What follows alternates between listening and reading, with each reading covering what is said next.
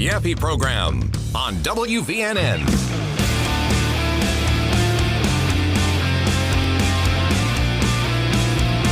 So if you're a TSA worker, I'm guessing some TSA workers are in a good mood today because it looks like they're going to get paid pretty soon. It looks like it's going to be funded.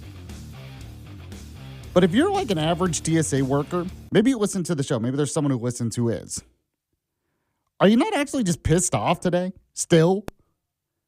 Because you look at this deal to fund Department of Homeland Security, and you're probably thinking, what was the point of this? So I didn't get paid for weeks again.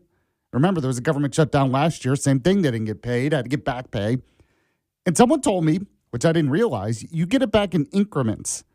So it's not like the TSA workers will get a lump sum of all their back pay. They don't get it all at once, which is kind of annoying. And of course, they don't get interest on the time they lost or anything like that. But if you're not a TSA worker and you see, and I'll give you the details because it looks like, the government, as part of the government, will be funded soon. They came up with a deal. But you look at the deal and you're like, what was all this for? What was the point of this other than to cause harm? And I guess maybe that is the point. I don't know. But if you're a TSA worker, tell me on our Yaffee text line, 866-494-9866, 866-494-WVNN. I saw one airport post on their Facebook page that they were accepting donations for TSA workers, like grocery. They couldn't take cash or like tips, but they could take grocery store gift cards or something. Or they were accepting donations because TSA workers weren't getting paid. How pathetic has all of this become? And yes, Tuberville is right. We need to just privatize TSA in this country. It's getting absurd. You are listening to the Yaffee program. This is the show where you can count on the latest news, the important guests, and the best analysis, all for your morning commute here on News Talk 770 AM 92.5 FM WVNN. Coming up in the show, I'll give you the latest details on it. Looks like the government shutdown for Department of Homeland Security is about to end. I also have some Alabama news with the Alabama bullet points. The bottom of the hour, we'll speak with Brad Presnall. He's a political consultant. He wants to comment on what Congressman Dale Strong said about all this, and he's Dale Strong's political consultant, so we'll talk to him about that. We also have the latest in Iran. Trump kind of extended the pause against bombing their energy infrastructure. He says that they really want a deal. No deal has been made there, so we'll have to discuss that. The legendary Will Hampson will be joining me on the show later. He's the official DC insider of the Yaffee program, so we'll talk to him. And Austin is here once again as well, producing. He's going to do What's Trending in the next hour. Austin, by the way, how are you this morning? I'm doing very well. It's Friday. Hard to not be in a good mood. Sunny, so I'm kicking. It is a beautiful day. I do have to say that. Is Friday your favorite day of the week? It is. I mean, it's got to be up there, obviously. Saturday's coming up, Sunday. That'll be pleasant. Get to chill. Okay, good. By the way, you have a kid at home, right? Yes, I have a dear daughter who is going on 6 months, still 5 months old. Going on. How are the nights going? I'm only asking because I have a daughter who's 2.5, doesn't want to go to bed. I now have a son who goes to bed but makes a lot of noises while he's sleeping. I don't know. This is like a thing. Yes, they really are cooers and cars, make a lot of little sound effects and grunts. I was like, was that a thing with you? 100%. When she was really young. She's a little bit older now, and we've just gotten to she slept in the bed with my wife and things like that in the early stages. We're just now getting to sleep training. That has been nice. Yaffee, that has been nice. Okay, it's just, I don't remember it. Maybe it happened with Evie too, my daughter. I just felt like she cried when she wanted something, but then when she would sleep, she would sleep. But Isaiah, and it really bothers Steffi because, moms are just like, they have a sixth sense if their baby needs them. If they yes, they're way more attuned to these things. My wife is way more sensitive to it, where I'm like, she's just being a drama queen. It's fine. You can just let her do her thing for a couple minutes. She every noise he makes, she's like, "Oh, does he need to be fed?" And so now he's just sleeping and making noises, and it's like, poor Steffi. I just have to say, all right. I guess we should be done commiserating on our lack of sleep because of newborns or whatever. But we have a lot of news to get to as well. Let me read the latest because this is the breaking news. This happened last night. I'm going to read it from the Hill here. It says, Senate agrees to fund TSA and most of DHS, but not ICE. So senators agreed by unanimous consent early Friday morning to a proposal that funds the Transportation Security Administration, TSA, and other critical agencies in the Department of Homeland Security. The late-night Senate deal left out funding for Immigration and Customs Enforcement and the Border Patrol. This is after negotiators failed to agree on reforms demanded by Democrats after federal immigration officers fatally shot two, it says protesters, they were agitators. I like the word agitators better, in Minneapolis. Now, the deal came together swiftly after months of often stalled negotiations and just before lawmakers were set to depart for a 2-week recess. And in hours-long lines at the airport, TSA checkpoints put enormous pressure on them to act, of course. Now, one of the news items as well is President Trump had posted on Truth Social late yesterday, that he was going to sign an executive order to somehow pay TSA agents, even though it was unfunded. So I don't know if that put more pressure on senators or what. Now, it says Senate leaders sent around a hotline request to senators early Friday to see if there would be objections to funding the TSA, the Coast Guard, the Federal Emergency Management Agency, and the Cybersecurity and Infrastructure Agency by unanimous consent. The proposal also included funding for customs officers at border checkpoints. So when it returned without objection, Senate Majority Leader John Thune moved quickly to unanimously approve the funding that had been stalled for more than 40 days. So what was accomplished here? And the reason I say that is you could say Democrats are like, yeah, we got a victory. ICE is not funded. But we all know they are funded. They're funded for the year. This was extra funding. So it's not like ICE has been defunded here. Not only that, when it comes to ICE and Border Patrol, those are two areas now that Republicans can just put into a reconciliation bill where we don't need Democrat votes. So nothing has changed. This is the second time we have had a government shutdown because Democrats have stopped it because they demanded something, and the Democrats did not get what they demanded, and nothing has changed after the shutdown. So last year, it was over extended subsidies for Obamacare. You might remember that. Those never got extended. Nothing changed after that shutdown. It was the longest government shutdown in U.S. history. Nothing changed.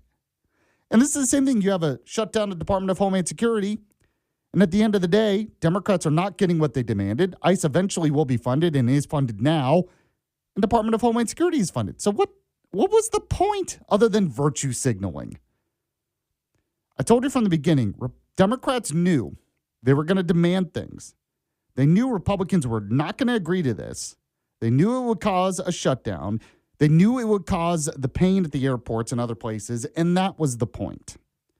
Because they believe the pain, the struggle, will help them get elected in the midterms. And the sad thing is when you have the side of the propaganda press, they're on your side, they could win the midterms. But man, I don't know. If I'm a TSA agent, I ask, what was the point of all this other than bickering? But there you go. Hopefully, the American people kind of wake up and say, yeah, no, we're not going to reward Democrats for shutting down the government. Now, I do want to play some cuts here of what happened. We have Senate Majority Leader John Thune. This is what he said shortly after this was approved. By the way, Trump still has to sign it, of course. But go on and play the John Thune cut for me, Austin. We are out of time for the critical responsibilities and tens of thousands of workers currently going without pay. And since Democrats have made fiscal year 2026 the year they choose to repudiate one of their most basic responsibilities as members of Congress, to fund the government, this is what we have been reduced to.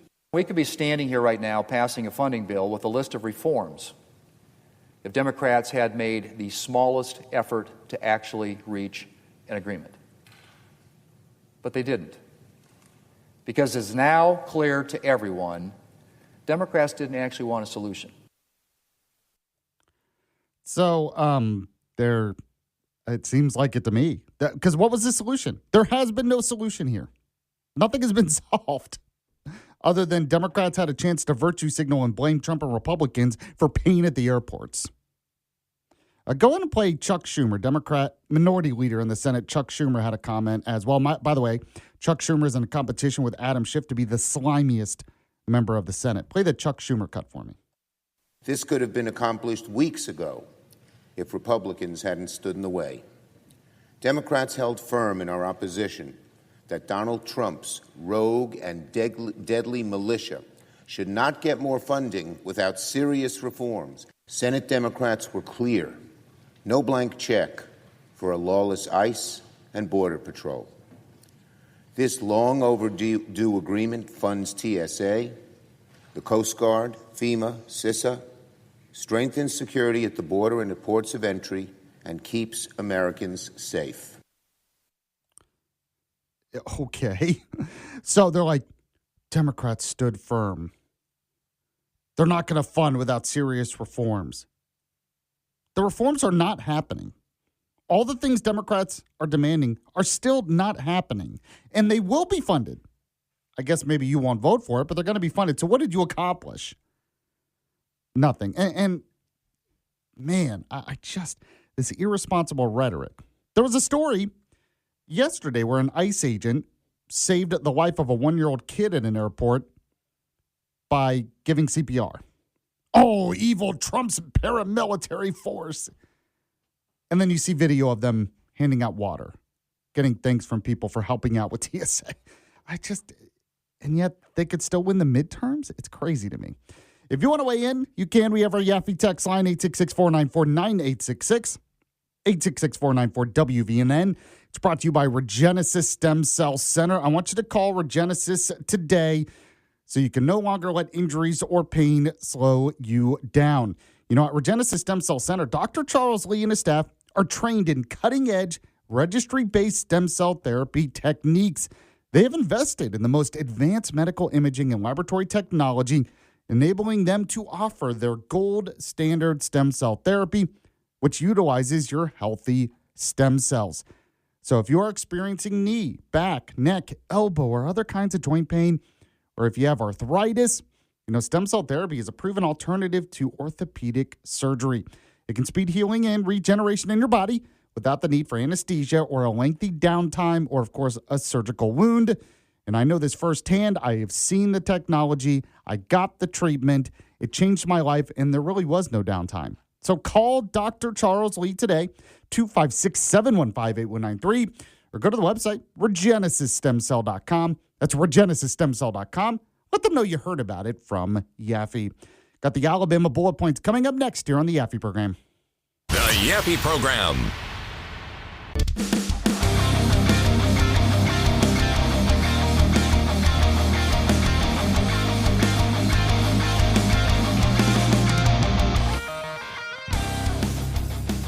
Welcome back to the Yaffee program, right here on News Talk 770 AM, 92.5 FM, WVNN. Yes, I am Alabama's voice of reason.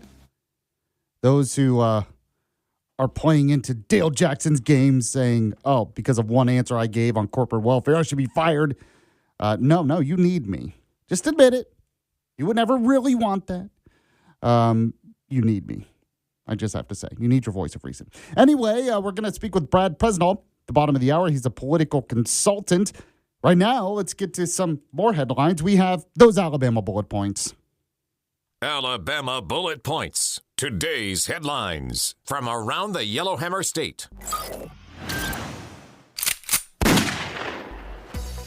Sponsored by Larry's Pistol and Pawn. By the way, they have a huge sale going on right now that I'm going to tell you about in a moment. It's actually going to be going on April, not right now, but later on in April. So I'm going to tell you about that. Number 4 today on the bullet points, Attorney General Steve Marshall issues cease and desist order targeting illegal kratom products. So Alabama Attorney General Steve Marshall issued a cease and desist order to businesses possessing or selling products containing a couple of active compounds in kratom, which are classified as Schedule I controlled substances under Alabama law. Now, independent lab testing revealed these illegal substances in products like Better Weather and Happy Hour, which are marketed for pain relief. Well, they have no proper warnings or ingredient disclosures, and he says they're a danger.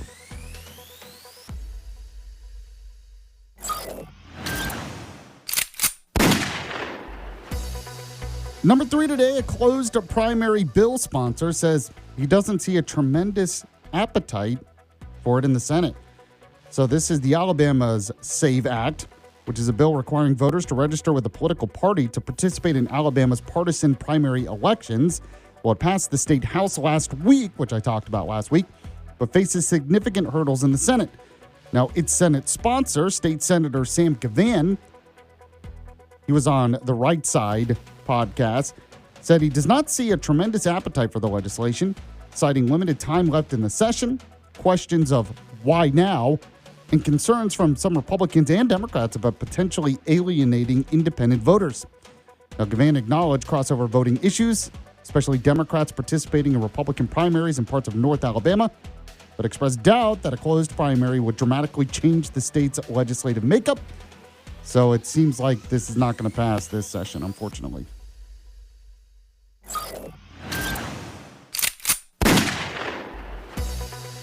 Number 2 today, Alabama is home to 2 of the fastest growing metros in the nation. So that's right, Alabama's home to 2 of the nation's fastest growing metropolitan areas in 2025. The Huntsville metro area, which includes Limestone and Madison counties, ranked 6th nationally, adding about 14,000 residents for a 2.6% growth rate, which is amazing. The other one is the Baldwin County metro area. So that's Daphne, Fairhope, and Foley. It's ranked 11th with a 2.3% growth rate.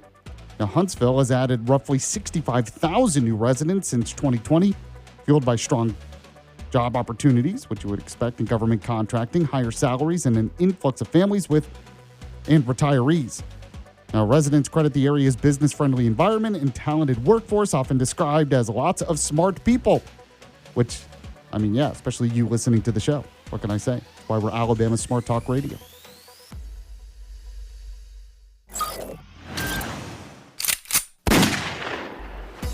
And number 1 today, U.S. Senator Tommy Tuberville. I'll probably play this audio cut later, but he likens the U.S. Senate Democrat obstructionists to Iranian combatants. Of course he did. So Tuberville was on Fox Business Network's The Evening Edit. He compared Senate Democrats' obstructionist tactics and negotiations to fund the Department of Homeland Security and avert a partial government shutdown to the negotiation style of Iranian combatants. So Tuberville said, quote, "We've got 2 groups here that are working kind of similar. We've got Iran that is making all kinds of threats in their ask, and President Trump is not going to bite on that bullet. And then you got the Democrats are doing the same thing with DHS. They just keep moving the goalpost." Now, he attributed the Democrats' resistance to Trump derangement syndrome, arguing that they recognize the need to properly fund DHS but prioritize power in re-election over compromise. So it looks like there was at least some kind of a deal that's going on, but we'll have to see exactly what happens there. You need to see what's happening at Larry's Pistol and Pawn. Always a great place to shop, but I want you to write these dates down, April 10th and April 11th. You're going to want to go to Larry's Pistol and Pawn because that's when Larry's Ruger days are going on. That's right, exclusive special at Larry's Pistol and Pawn.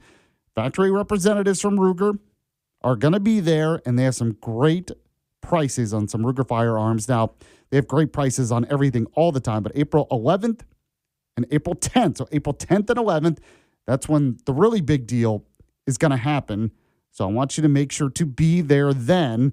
Now, if you're not shopping for newer used firearms or firearm accessories, maybe you're just shopping for, say, jewelry, well, it is the best place to shop for that as well. Or if you want to pawn or sell something of value, Larry's Pistol and Pawn really is the best place in town to do it. So I want you to go to the Madison location. It's off Greenbrier Exit 3. It's next to that big rusty water tower. There is another location, as you know, in Huntsville of North Memorial Parkway. Better yet, go to the website, though, right now. Find out more about these great deals. The website is pistolandpawn.com. That's pistolandpod.com. When you go, when you get something really nice, let them know Yaffee was the one who sent you. All right, Brad Presnell, political consultant, does work for Congressman Dale Strong, is joining me just in a moment here on the Yaffee program. Stay with us.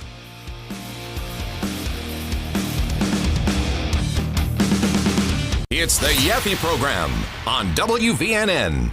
Every day, excessive delays and denials from big insurers keep patients from accessing the care they need. And when care is urgent, these delays can be disastrous. These practices cost billions in wasteful spending, driving up costs for American families. But while big insurers put up barriers, America's hospitals and health systems are in your corner, navigating endless reviews and appeals to get you the care you need when you need it most. It's time to curb these harmful practices and put the focus back on patients. Brought to you by the Coalition to Strengthen America's Healthcare. The NFL Draft, presented by Bud Light, is coming to Pittsburgh, and it's your chance to witness the future of the game for free from April 23rd to April 25th. Feel the energy of the NFL Draft. See the Vince Lombardi Trophy and Super Bowl rings. Meet NFL players and legends. Enjoy interactive games and live music performances, and be there as the future of the NFL takes center stage. The NFL Draft starts April 23rd. Register for free entry at nfl.com/draft access today. He once, but got spun around. Till GoodRx wrote in, hey, we got something new. GLP-1 prescriptions, all FDA approved. Brand name meds, no flags that are red. Clear pricing from the start. None of those hidden fees in your cart. Delivered to your door or pick up same day. Darn tootin'. Save time and money on prescriptions. Hotfoot it to goodrx.com/weight loss. GoodRx is not insurance. You're listening to Huntsville's Disinformation Board. Alabama's Truth Czar is back on WVNN.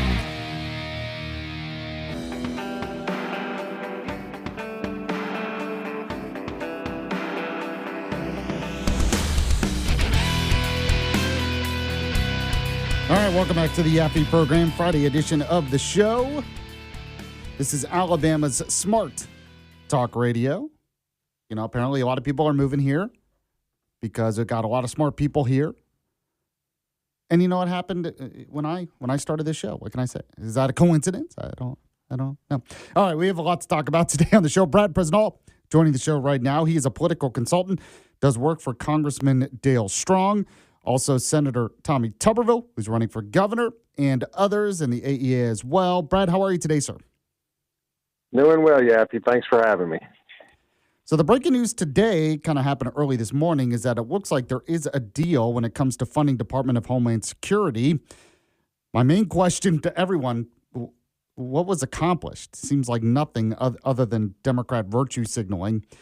But I understand as well, Congressman Dale Strong, during a Homeland Security meeting, was speaking about the pressing need for Democrats to do this and that we're facing some issues in this country this summer. So we need to get this done. What do you think about all this? Absolutely, Yaffee. Congressman Strong is out here warning during Homeland Security Committee meetings, and he's been talking about this for months and months, and you and I have spoken about this for months and months, how we need to be ready for all the upcoming major events in America because Congressman actually understands what's at stake. We have 104 matches across 16 cities on American soil in a few weeks.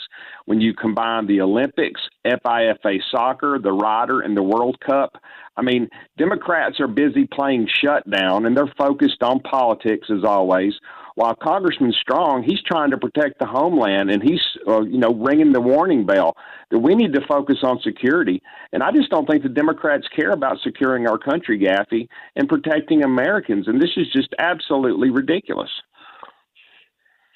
Well, and, looking at the latest here, nothing was accomplished, right?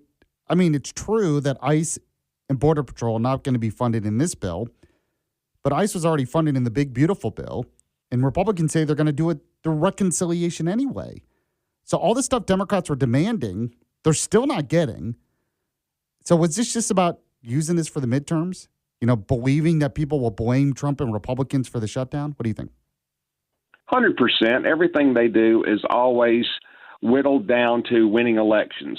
That is their main goal, not working for the American people, trying to pass legislation that will help Americans make our country better. It's all about winning elections in November.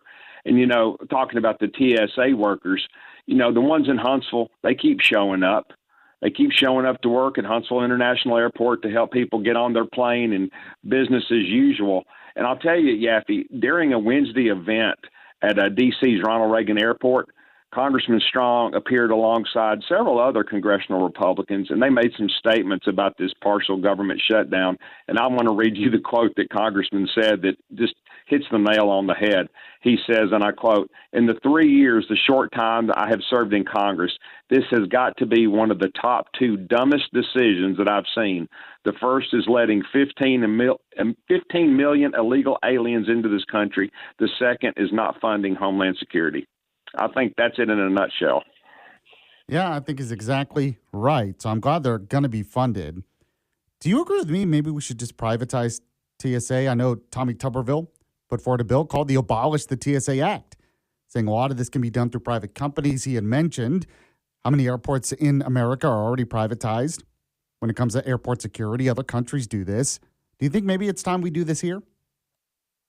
Oh, for sure. I think a lot of the federal government should be privatized, with that being at the top and the post office being probably second, because the government evidently can't do the job, and they don't want to do the job. You've got half the government and the Republicans who understands the needs to protect Americans and help us live the life that we're used to living without any kind of problem and worried about things happening at airports. And it's beyond the pale, Yaffee, the way the Democrats act and the way they continue to act. And I think it all just goes down to the fact that they want to win elections and they hate Donald Trump. Speaking with Brad Presnell, political consultant. So I know you wanted to comment on kind of a crazy story here. We have a candidate who's running for Congress against Gary Palmer. His name's Case Dixon. Apparently on the campaign trail, he was attacked by a dog. He had to fight the dog off, and he broke his hand. Wow, that's a very scary situation. So I know you wanted to comment on that. Yeah, Yaffee, this is something that hits home to anybody out there listening who's ever campaigned before for people and have gone door to door.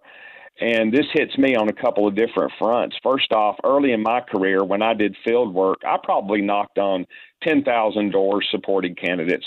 And I always tried to have situational awareness. You never know who's going to open the door, whether they will be confrontational and hate your candidate, or they'll be friendly. They could have a gun or a baseball bat. And yes, they could have an aggressive dog. I can't tell you how many times somebody opened the door and maybe their little chihuahua or whatever dog ran out and, wanted to smell me and play with me.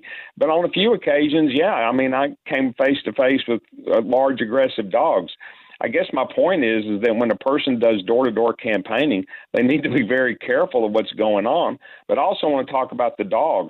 We've seen several dog attacks in North Alabama on the news, Yaffee, and I guess in the last couple of years. And I think 2 of them were fatal attacks, and this is unacceptable.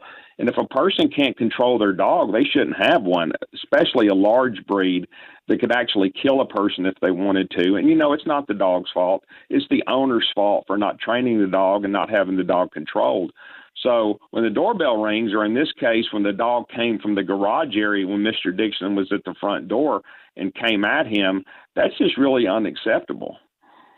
Yeah, these stories really make me mad, I have to tell you, because you're exactly right. There are so many situations where people are just irresponsible with their dogs and not understanding someone can get killed. People have been killed because of their big dogs. So, I know there are some laws that hold the owner responsible. I don't know if there's anything else that needs to be done other than just a cultural shift. I mean, what do you think? Well, I get it. I know that bad people sometimes will ring our doorbells and they want you to come to the door. They will pull a gun on you, or they will push the door in and try to assault and rob you. So I understand that need for protection and having a dog. Myself, I have a large male Rottweiler for protection, so I get it. But the best policy would be not to answer your front door if you don't know the person, unless the person obviously is campaigning door to door, carrying materials. I guess that would be okay to speak with them. I just don't want people to ignore their doorbell, because doing door-to-door campaign is a noble way of campaigning, and it's very effective for the candidate to talk to the people. But if you have a dog, secure and control the dog. I guess that's the moral of the story and what we're talking about. be Mr. Dixon, who knows what would have happened if he wouldn't have been able, say he was an older person that was running for office and he wouldn't have been able to protect himself. We could be talking about a different story right now. Well, yeah, and you're talking about, what happens if someone comes to your door, but you look at some of these dog attacks, it's just people walking in the neighborhood or something. Sure. So Sure. it's not just like, they show up at the door and get attacked. So speaking with Brad Presnell, political consultant, did want to ask you, we have a new poll out when it came to the Senate race. I know you were doing work for Rodney Walker, but it looks like Barry Moore's in the lead, although 31-26, not a huge lead. He got the Trump endorsement, which helped him. Still a lot of undecided. So what do you think about it? You're right, Yaffee. Personally, I think that Barry Moore and Steve Marshall have probably peaked. That's probably where they will end up on Election Day coming up in May. The wild cards would be Jared Hudson. I don't know if Jared has the money to really go up on TV heavy like you need to do when you're running for a large race like that. But my guy, Rodney Walker, I think he's going to be the dark horse. He has money. He's going to do aggressive ad buys. Internal polls that he's having is showing him really moving in the race. I know that's not being reported by any media outlets, but it's the truth. He's moving upwards, and we're getting a lot of good support that we haven't really talked about it yet, some of the endorsements he's going to be getting. So I'm telling people they need to watch him, need to watch his campaign. I think, like you said, there is a ton of undecideds right now, and I think a lot of them are going to fall to Rodney. So we're going to have a close four-man race for the two men that's going to be standing for the runoff. Yeah, and I believe I'm going to be moderating a Senate debate in Madison County in April. I wonder if Rodney will be there. I'm actually not 100% sure. But, yeah, hopefully I'll get a chance to meet all of the candidates. Brad Presnell, political consultant. Any of the other races you're looking at? Well, Andrew Sorrell continues with his head down, going all over the state, talking to people, meeting with people. I think Andrew's in a good position to win re-election, but he is obviously not taking that for granted. Talked with him a couple of days ago, and the TV ad that I talked with you, I believe 2 weeks ago we talked about it. That's fixing to drop. I think it's a great ad. People are going to enjoy it. I don't know what the day is. I can't remember the day he told me it was going to drop, but it's going to be very soon, so be looking for that. Any thoughts, real quick before I let you go, any thoughts on the latest in Iran? I mean, Trump says maybe we're close to a deal. He had paused bombing their energy infrastructure. But, I'm always skeptical when it comes to any type of Iranian leadership on making a deal. But what do you think? I've got a lot of thoughts, Yaffee, and we just don't have time to talk about it. But I just wonder. I mean, the propaganda is heavy. So at this point, it's hard to know who's telling the truth and who's not telling the truth. I just know if he puts boots on the ground, he's going to lose a lot of Republicans who are totally against that. So I hope we don't see that. Yeah, I mean, he's added a lot of troops to the region. I mean, it's not enough to do like an Iraqi-style type invasion or anything like that, but they're thinking maybe boots on the ground near the Strait to secure the Strait, but I have a feeling Trump's very, very reluctant to do that for the reason you cited, because a lot of his supporters would be upset. So we'll have to see what happens. I mean, he got a deal between Hamas and Israel. I've been saying that all week. So if he can do that, maybe it's possible to do something here. So I try to give Trump the benefit of the doubt there for that reason, but we'll have to see. Brad Presnell, political consultant. Really appreciate you coming on. As always, good sir. We'll talk to you again in the future. Thank you so much, Yaffee. All right, if you want to react to anything we talked about there, you can. We have our Yaffee text line, 866-494-9866. 866-494-WVNN. I'll give you the latest details on Iran in a moment. Then the legendary Will Hampson will join me at the top of the hour. He's the official DC insider of the show. As you know, we'll be back in a moment on the Yaffee program. You're listening to Yaffee on WVNN. This update is sponsored by Woodman Life, protecting hardworking families with life insurance. From the Way TV newsroom, here's coverage you can count on. Good morning, everybody. I'm Way 31's Chris Tatum. Huntsville Utilities customers now have a better idea of why they've gotten higher.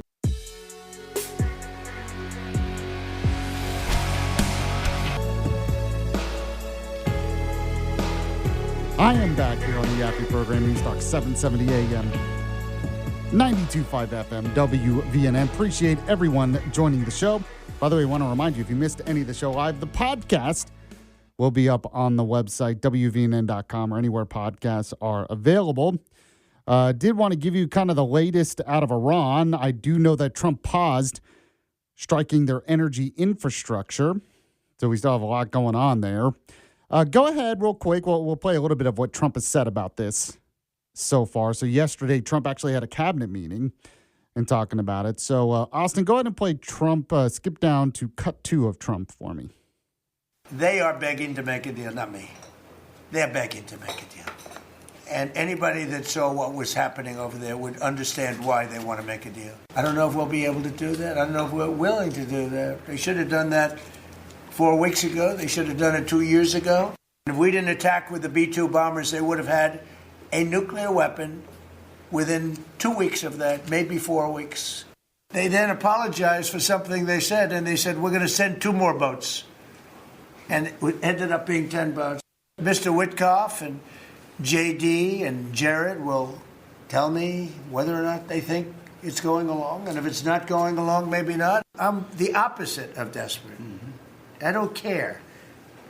I want to know. In fact, we have other targets we want to hit before we leave. We're hitting them on a daily basis. I do like that last comment, actually, from Trump. I really do, because he sounds pissed, and that's what I want the Iranians to hear. I want the Iranians to understand that Trump is serious, and when Trump goes, I don't care, we'll just bomb them more. I think that's good. I like it. I know some people, we complain about Trump's mouth sometimes, and I totally understand that. But when he is like that with our enemies, fine with me. Show them the fear of God. Now, Trump did an interview later on as well yesterday. Play Trump cut 3 for me.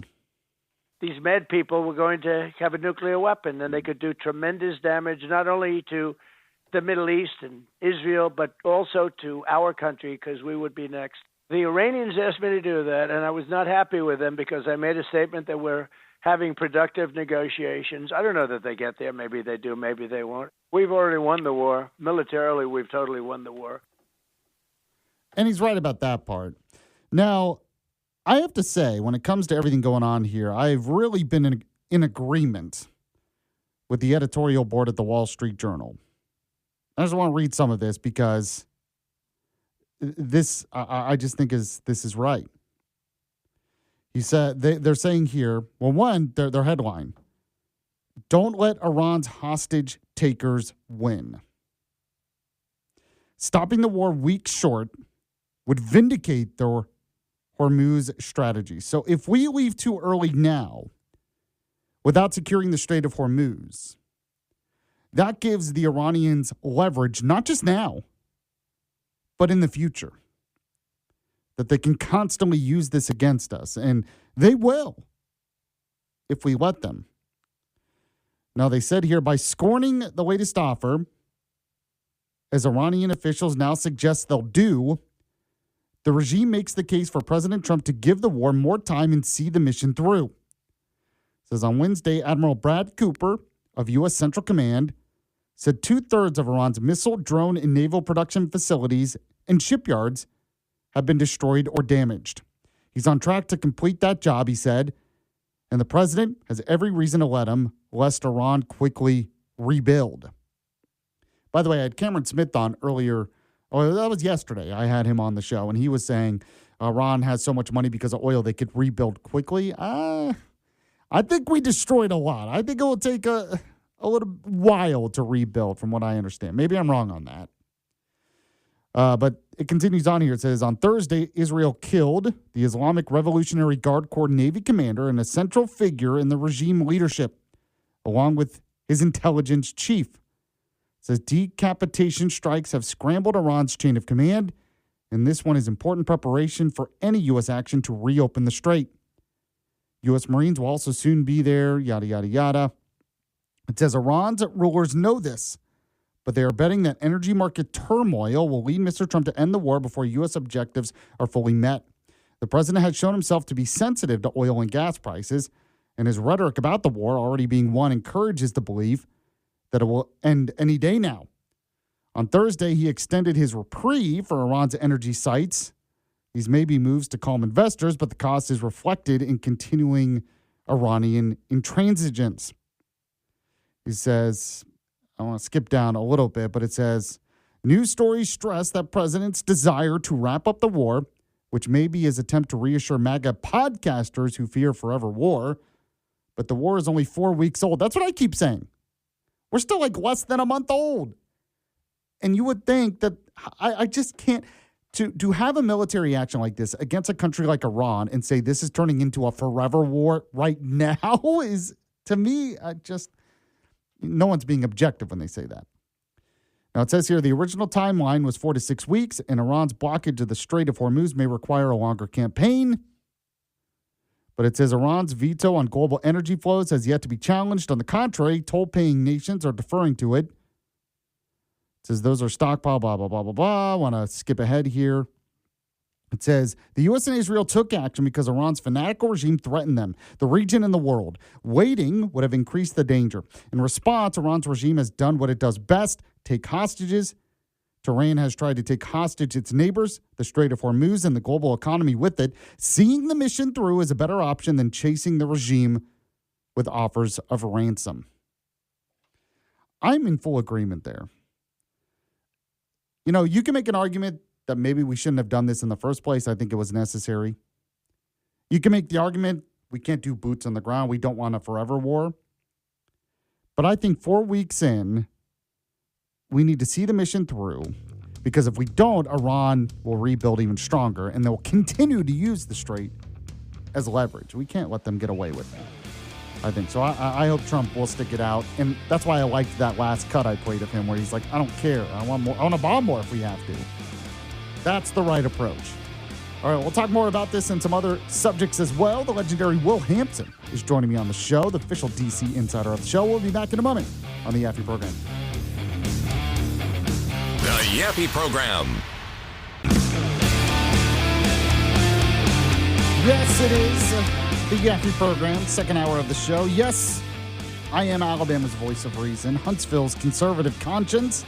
And yes, this is the show where you can count on the latest news, the important guests, and the best analysis, all for your morning commute.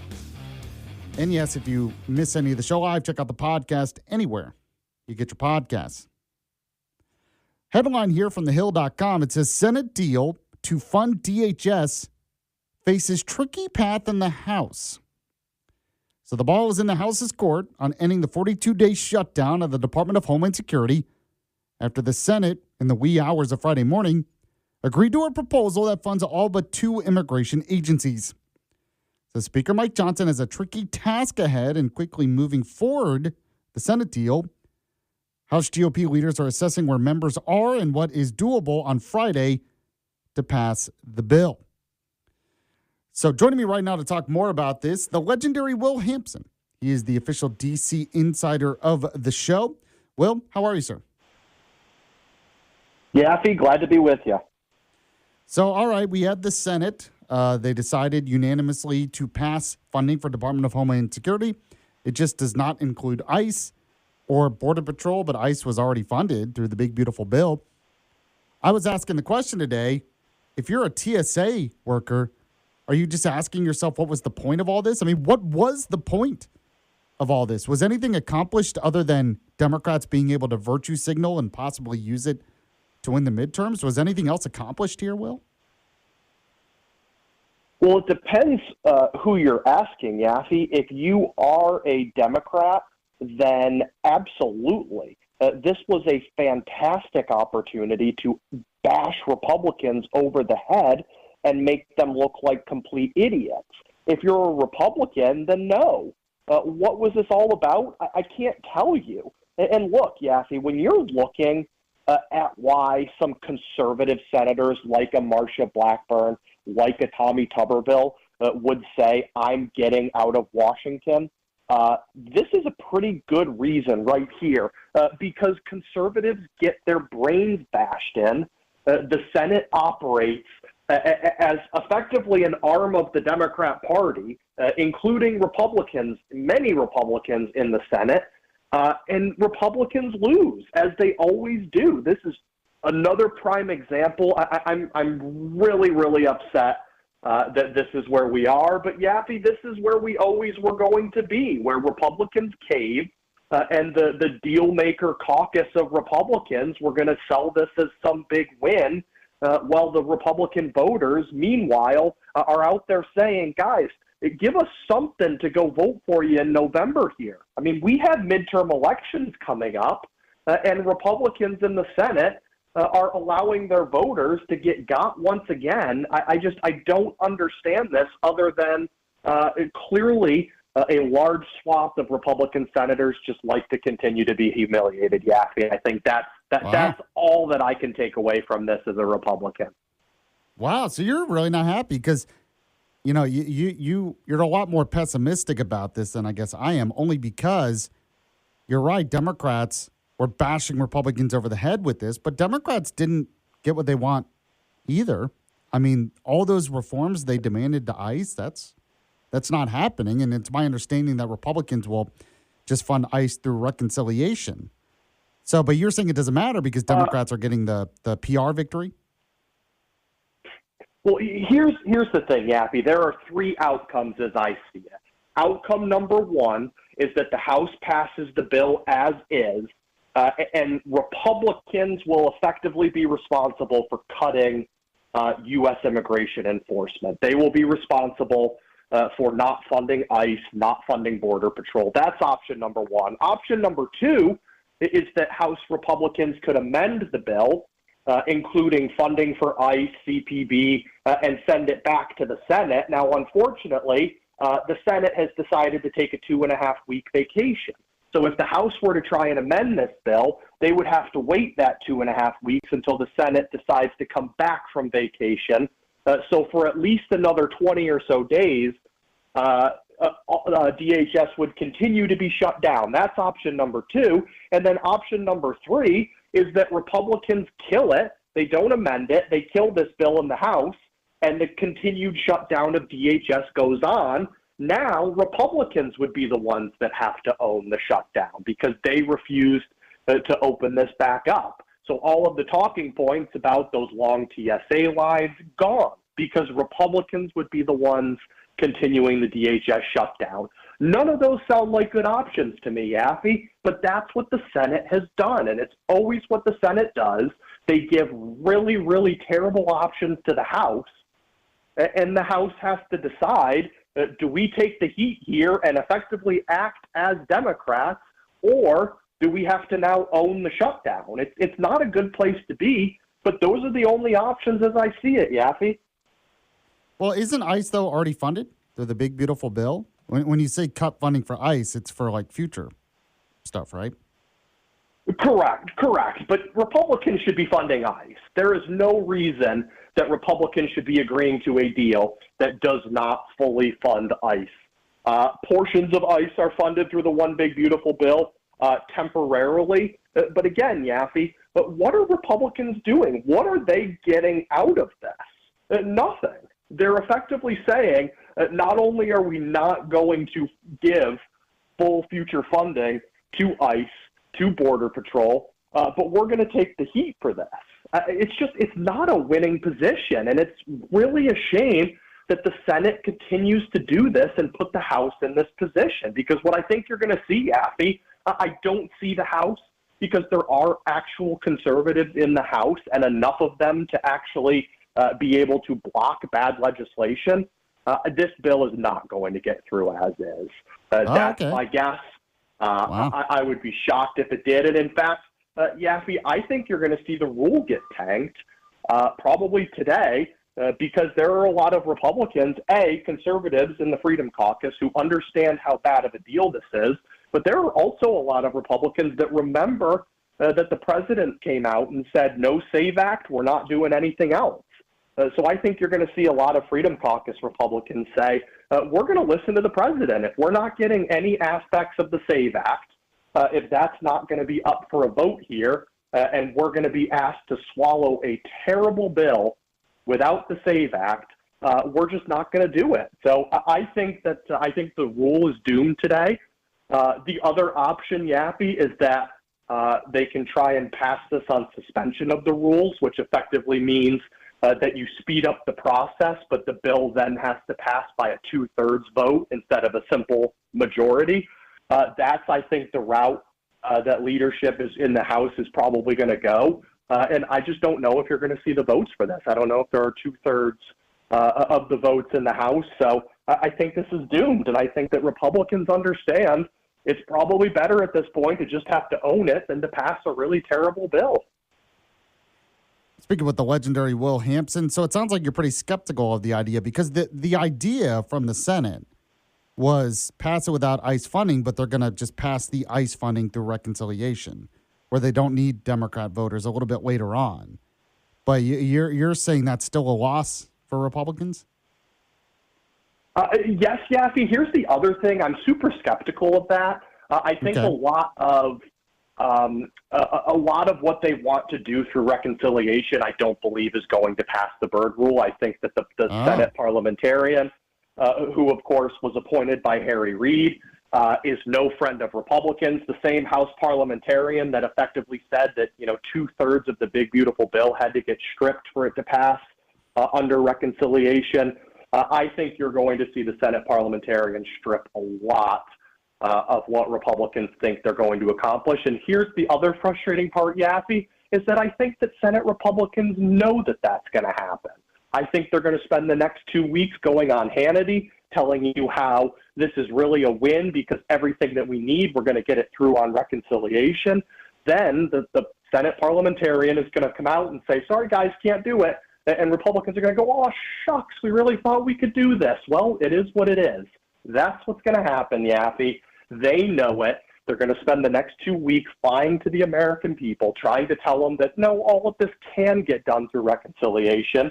They're going to fundraise off of it. They're going to tell you that they're doing a really great job. And then they're going to get back. They're not going to be able to do it. And they're going to seem shocked. But it's just how they operate. Well, so then what happens next? ICE just doesn't get funded? I mean, I can't imagine. I mean, the fight would continue on even after that. I guess my question is, what does happen next? Let's say the parliamentarian comes out and says, you can't do that through reconciliation. What happens? Well, that's the Democrat hope, Yaffee, because then they can come in and try and get the reforms that they want. So then they can come back and say, well, now you guys need our help getting ICE funded.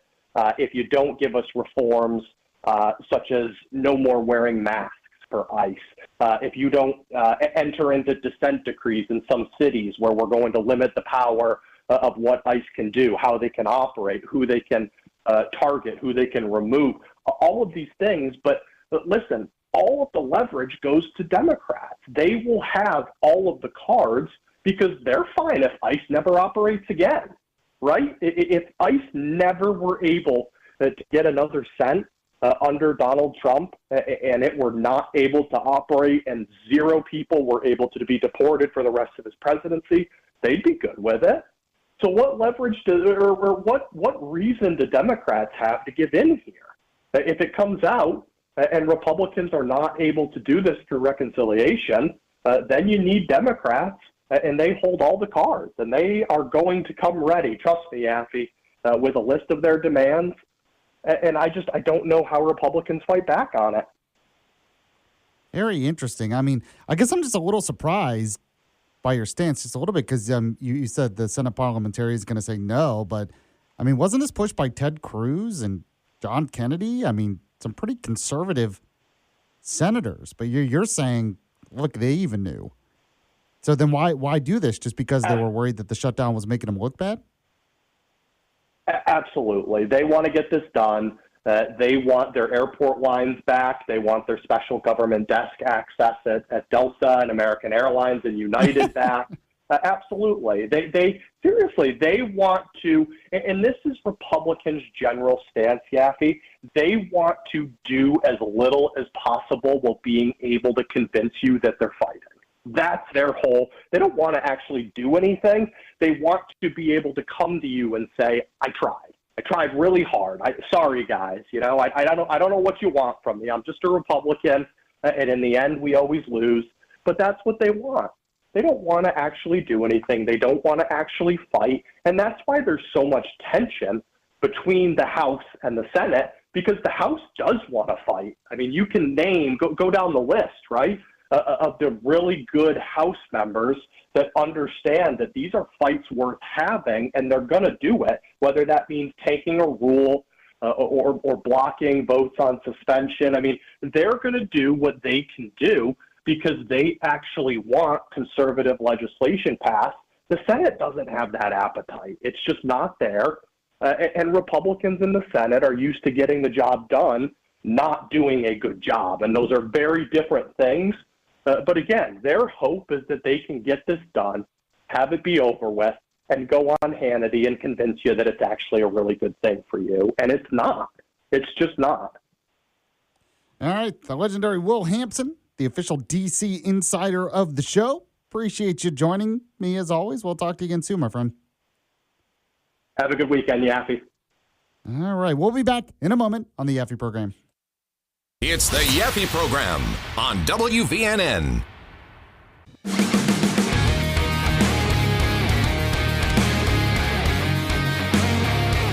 Newstalk 770 AM, 92.5 FM, WVNN. I am Alabama's Truth Czar. This is Huntsville's Disinformation Board. Gotta tell you, Will Hampson, he was fired up in the last segment. I'm not sure I agree with him, though. I gotta say. And here's why. I understand. Well, basically, let's put it this way. Will wants the Senate to abolish the filibuster because that was the only way to get something passed. The only way to end the government shutdown and get something passed by Republicans without doing a deal like this was to abolish the filibuster and just pass it. But I'm not sure they had the votes for that either. So if you don't make a deal like this, then the government stays shut down. How long are we going to allow that to happen? For months on end? At some point, Republicans will be blamed too. So I don't know. There is always a thought that we need to fight. But we also want victory. That's always the thing with me. You have to fight, but you have to also win. Fighting just for the sake of fighting. And I know maybe some of you disagree. Maybe that's what you want to abolish the filibuster. But it's just, I don't know. It's hard for me to believe that Ted Cruz and John Kennedy in Tuberville would back this deal knowing, all three of them knowing that ICE won't be funded through reconciliation. And ICE is funded partly through the big, beautiful bill. So to say it's just a complete loss for Republicans, I don't know. But there are some who say you just don't compromise with Democrats at all, and I get that. But to me, I looked at this and I thought, we're supposed to say this is a win for Democrats, but they didn't get anything. They didn't get what they wanted either. Now, what Will's point is that he believes that Republicans are going to try to pass ICE funding through reconciliation where you don't need 2/3 majority or, filibuster-proof majority. You could go around the filibuster. He thinks that the Senate parliamentarian is going to say no. Republicans will not be allowed to do that, which means the fight will continue in the future over ICE. And he thinks that means ICE, he thinks Democrats will have all the leverage because they don't care if ICE is completely abolished. But I'm not sure I buy that either. I don't think the American people want ICE completely abolished. So if ICE ends up being defunded for a long period of time, Republicans will have an argument too. So they're to me, and this is why sometimes I disagree even with my fellow Republicans. At some point, you have to do something. And to me, you can look at the real world and understand in the real world today, there just aren't enough votes to overcome a filibuster. And there just aren't enough votes to abolish the filibuster. So either you just say you're fighting and keep the government shut down, Department of Homeland Security, TSA, for months on end, which if that happens, you run the risk of people showing up at the polls and just completely throwing you out of office, because Republicans would get a lot of the blame for that, which I guess Democrats knew. Or you find a way to get it done without giving in to the Democrat demands. And to me, it's one of those things where, is this the absolute best solution I wanted? No. But you can't let the perfect be the enemy of the good. Is it also getting Democrats everything they wanted? No. So maybe you disagree with me. You could tell me on the Yaffee text line, 866-494-9866. But man, to say, well, we can't pass this, we'll just continue on this forever. I mean, okay, you can say you fought and had the good fight, but did you win? I don't want to just fight. I want to win. I want victory. And sometimes that means not just fighting, but fighting smart. But maybe I'm wrong on that. Maybe you can tell me what you think. One thing that you'll definitely agree with me on, my good friends at Jay's Appliance Outlet and the great deals you're going to get at Jay's Appliance Outlet. I know many of you already agree with me on that because you've been there. You saw the great prices. You bought a new appliance there, and then you called me and you told me just how great the deals were, how awesome the experience was. That's how it works at Jay's Appliance Outlet. So you can call them today, find out more information, dial pound 250, say Jay's Appliance Outlet, pound 250, Jay's Appliance Outlet, or go to their showroom off 72 in Athens. Jay's Appliance Outlet. Go today. When you do, let them know Yaffee sent you. Gonna move on to what's trending here in just a moment on the Yaffee program. Stay with us. You're listening to Yaffee on WVNN.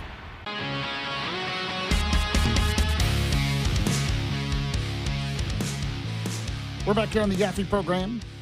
News Talk 770 AM 92.5 FM WVNN. Glad you're joining the show today. Glad Austin is here as well producing. So let's get right to it. We have What's Trending with Austin. Keeping you up to date with all that's trending in your world. Oh, they have the internet on computers now. You guys know how to post videos to Facebook? It's What's Trending. Sponsored by Coleman Furniture Market. Yes, the best furniture store in the state, in the country, on the planet, in the universe.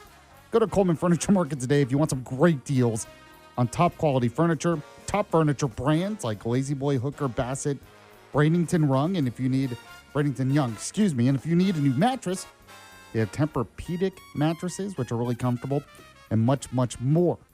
So I don't know what else I have to tell you. Go to Coleman Furniture Market. Do what I did. Most of the furniture in my home, as you know, is from Coleman Furniture Market. Be like me. Be like Yaffee. Go to Coleman Furniture Market today. You can see the latest stuff on their Facebook page, in their Instagram page, and their website, ColemanFurnitureMarket.com. When you go, they always have the latest trending in furniture. Let them know Yaffee sent you. All right, Austin, what's number 5 today? Number 5 is, I suppose, a piece of good news. A new kind of Pew study came out. One of these, it wasn't literally Pew, but one of those types. And atheism, agnosticism, and religious nuns, are down 5%. Again, I think this is the 3rd year in a row that it's seen a decline, which is, I don't know, just sort of an interesting trend with Zoomers and millennials towards religiosity. That's good. That's really good. I'm happy. Yeah. I mean, I've seen it even in my sort of age cohort. There does seem to be a shift back. I don't know exactly what cultural thing has caused this, but... well, I was going to ask you, what do you think? I mean, do you have a opinion, or do I have a guess? You know, part of me thinks community. I think that the world is so isolated that's one of the few places you can go with people and go on like a nice hike, or I don't know, there'd just be something to kind of connect over. Obviously, that maybe is not the whole reason someone should stay, but I think that's why a lot of people end up going, I think. Yeah, I would agree. I mean, we're both Christians, so we believe in the power of the Holy Spirit. So obviously that's a part of it, of course. But you're right. When you're talking about the younger generation, my generation, your generation, where else is a good place to get that kind of community? And it's like, especially if you're starting to raise a family, like both of us are, it's good community. It's safe for your children. You know, so it's one of like, the only places I see people in my age cohorts with kids. Really, it's yeah, right. You know, where else are you going to go to get that kind of community with your kids? Church is, I mean, one of the best places to do that. Maybe not the only place, but the best place. So I think it's a big part of it. I think you're exactly right on that. What's number 4? Number 4 is a chart of The Simpsons rankings on IMDb went viral. Had about 7,000 views I saw the last time I checked, and it is a sharp decline. I wasn't really around for The Simpsons. You might have been, though. Were you a Simpsons guy? I mean, you say you weren't around. They're still around.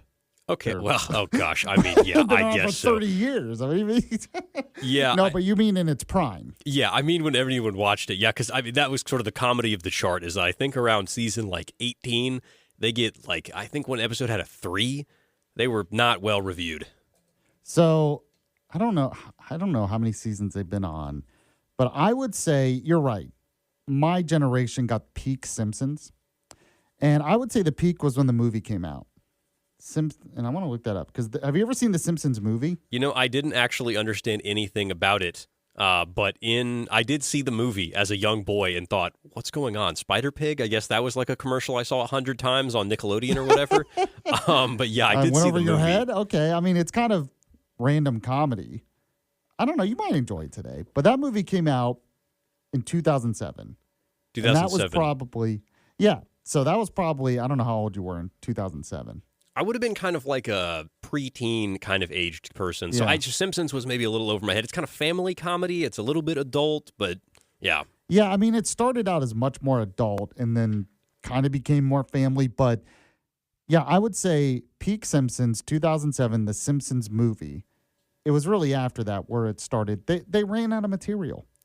Yeah, Bugsy's giving me the thumbs up on that 2008 decline. Yeah, I'm getting some support here. Because the movie was good, the show was really good. Then right after that, I don't know. They should have stopped right there. So, just my opinion.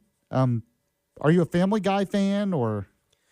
I did kind of watch it in middle school, but pretty quickly it became. I mean, it's so kind of slapstick and crass that it almost feels middle school a little bit. Yeah. But yeah, The Simpsons just need to be. South Park has turned that way too. It has. The Trump thing was a little bit cringe. I mean, Simpsons just needs to be old yeller at this point. I do think it's been pretty brutal watching it decline because I think I saw an episode and I was like, ugh, this is not funny. But so many memes come from those early seasons online that it still it still has some life. You watch some of the earlier seasons from like the 90s, early 2000s. They're hilarious. But then you watch some of the new stuff and you're right. Family Guy. I liked it at the beginning because I really like random comedy like that. You know, they do the whole random bits. But then it got too much into here's a musical and we're just crass for being crass and kind of like what you said. And I'm just like, I'm kind of with you on that. So I don't know. All right, what's number 3? Number 3 is, this is sort of local news relatively, but it went very viral online. The Nashville Predators decided to change their icon to a pride sort of, I guess, predator. Are we still doing this? Well, I think why this became so popular was that then every single commenter said gay predator because the irony of that was pretty predators. There was tons of, there was a lot of quips and comments that were just lighting them up because it was like, did you guys not see this? I'm sure they didn't even think about it. I don't think they did. I think the irony continued with the game. There was a Pride Night game and the Devils won, so people were just completely lighting them up about this. The Devils beat the gay predators is what you're saying? I guess that was what it was. There's a line I never thought I would ever say in my life. All right. Yep. That's funny. I didn't think we were still doing this anymore in hockey with the whole pride. I thought people were kind of like, okay, enough. We get it. It feels a little bit out of season. It's not even in it's June. What? There's a month where it's like Pride Month. So it's just sort of randomly they just kind of toss this in. But no, man, Trump was elected. We had a vibe shift in this country. I do remember it. People said in what was it? They said Kamala Harris didn't win. There was some quip like this whenever people would those things. Yeah. Oh man. All right. What's number 2? Number 2 is this is a little bit Walker inspired. I saw that Bluebell is releasing a new ice cream flavor called Brookie a la Mode, which is just brownie and chocolate chip cookie. I mean, sounds good. Won't deny that, but Now, that's really why simple. I did this was I'm a big Haagen-Dazs guy. So I was going to ask you what kind of ice cream guy you are. Haagen-Dazs did new flavors. Dark cherry, peanut butter, brittle. I like peanut butter Haagen-Dazs. That's yummy. wow. To be honest, when it comes to ice cream at the store, I don't care. I just, you can get the store brand for all. I don't know. I am not an ice cream snob, I guess. I'm a full snob with it. Haagen-Dazs has got the original. I It's was about crunchy. to say, It's you crunchy. sound That's like it. that's the big You're reason. Like, I do not take Bluebell. That is not Haagen-Dazs standards. Oh, Ben and Jerry, what is that? No, you no, caught no, me. no. You caught me. That's good. I mean, it does depend because I've had like, say, some Walmart brand ice cream that's not very good. But you get like Publix brand, especially their premium one. It's not bad. But honestly, I'm the kind of guy that likes to get ice cream out somewhere. So I want to go to Dairy Queen and get a Blizzard if I want ice cream, kind of thing. Looking for the Instead of eating it at experience a home. little bit there. I could see that. Yeah, and it's just good. It just I don't know. If it's at home, then I eat too much of it, and I'm already fat enough. I'm just all right. What's what's number one? Number one, this went pretty viral. I don't know how you'll feel about it. Kanye West released a new album, Bully. I mean, he is a controversial figure for a lot of reasons, so I think anything he does will go trending. But it also uses AI vocals, and a lot of very popular people in the hip-hop scene are still with him. Travis Scott, CeeLo Green. Really? I really thought he would be kind of scorched earth territory after just everything. But yeah, I guess he's still kicking. I do like you said that too. After everything, which is a good way to put it. I mean, when you talk about Conway West, yes.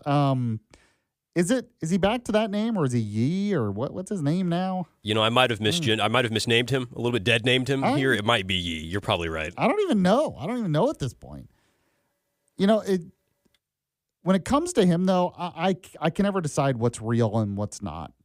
You know, the fact he gets all these people still on his side, it makes me think everything this guy does is a bit.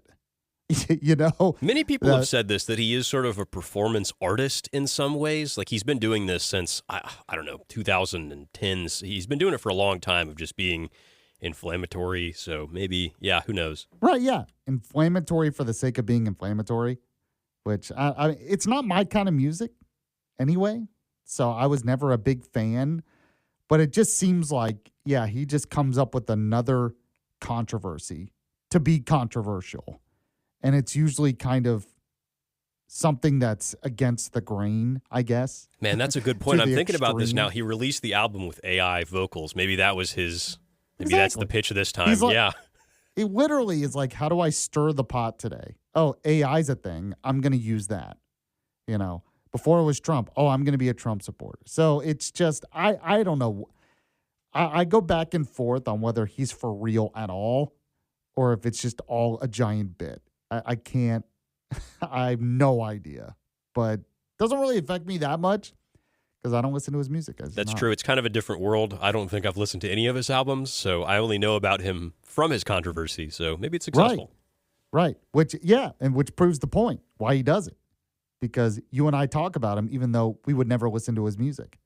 So that makes him even more famous. All right, Austin, I appreciate it. Good job today. We'll be back with the Yaffee Program Rewind in just a moment. This is the Yaffee Program. The Yaffee Program.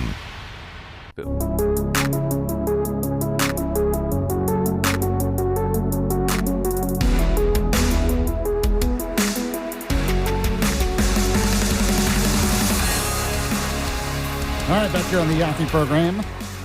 By the way, don't forget to like the Yaffee Facebook page. Follow me on X at Yaffee or Instagram at Yaffee Live. And I've noticed a lot of the texters, you weigh in, you're spelling it right. Yaffee. See, what can I say? They say everyone's moving here because a lot of smart people live in Huntsville. Look at that. You spell my name right. You're proving that right. All right, let's end the show like we usually do. We have the Yaffee Program Rewind.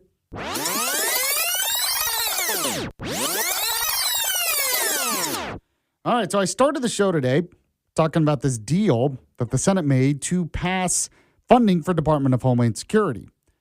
And my main question was, if you're a TSA agent today, you know, if you work for the TSA and you hear that this deal is basically status quo, Are you not upset? Even though you're going to get paid, I guess, now. It's like, what was all this for?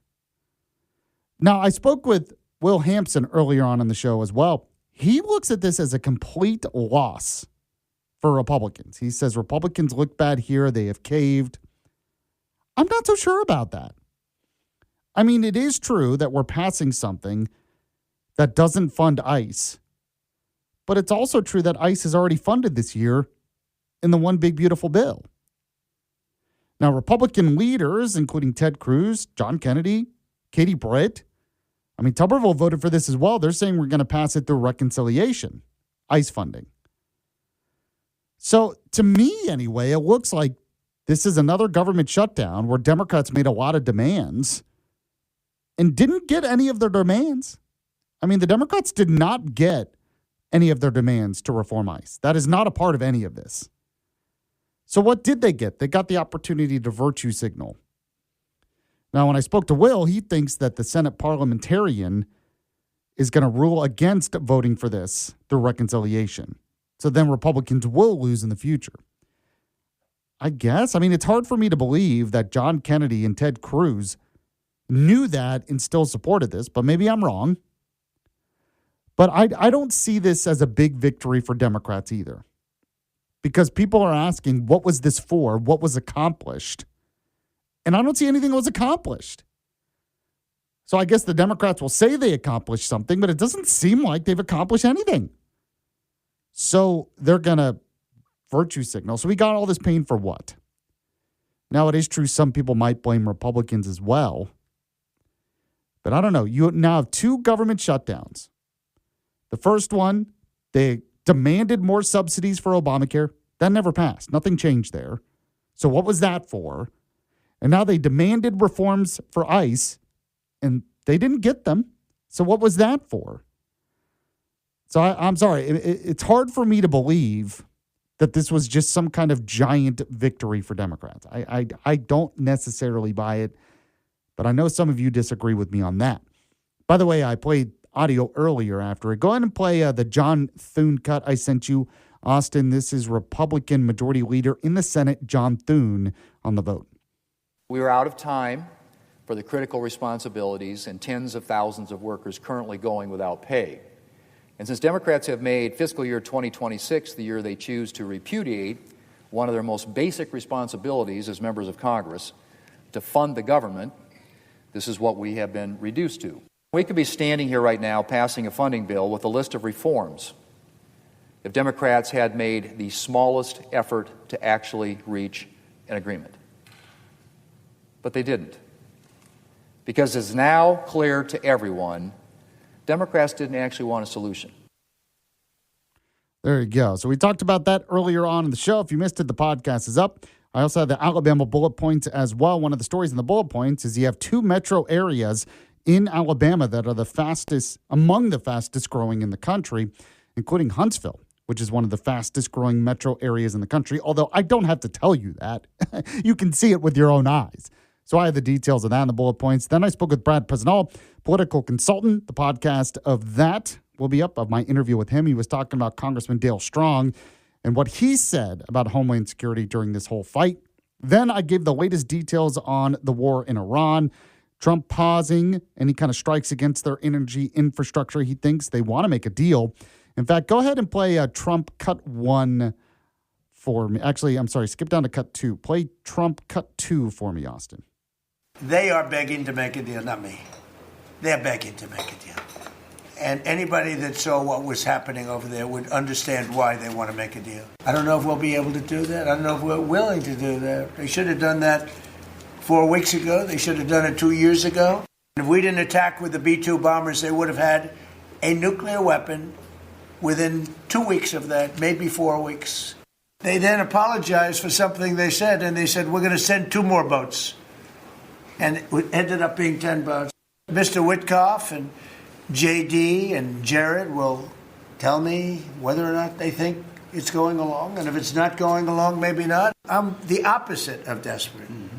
I don't care. I want to know. In fact, we have other targets we want to hit before we leave. We're hitting them on a daily basis. All right, so we talked about that earlier. The podcast of that segment is going to be up on the website or anywhere you get your podcast. We had our interview with the legendary Will Hampson. He's mad at Republicans today, so it's a good conversation on that. I gave my take on all that. We had What's Trending with Austin as well. So if you missed any of the show, the podcast will be up. Spotify, Podbean, Apple Podcasts, YouTube Podcasts. You can find it anywhere you get your podcasts. Thanks to Austin for producing today. Thanks to you for listening. I'll be back next time. See you then. It's the Yaffee Program on WVNN. Every day, excessive delays and denials from big insurers keep patients from accessing the care they need. And when care is urgent, these delays can be disastrous. These practices cost billions in wasteful spending, driving up costs for American families. But while big insurers put up barriers, America's hospitals and health systems are in your corner, navigating endless reviews and appeals to get you the care you need when you need it most. It's time to curb these harmful practices and put the focus back on patients. Brought to you by the Coalition to Strengthen America's Healthcare.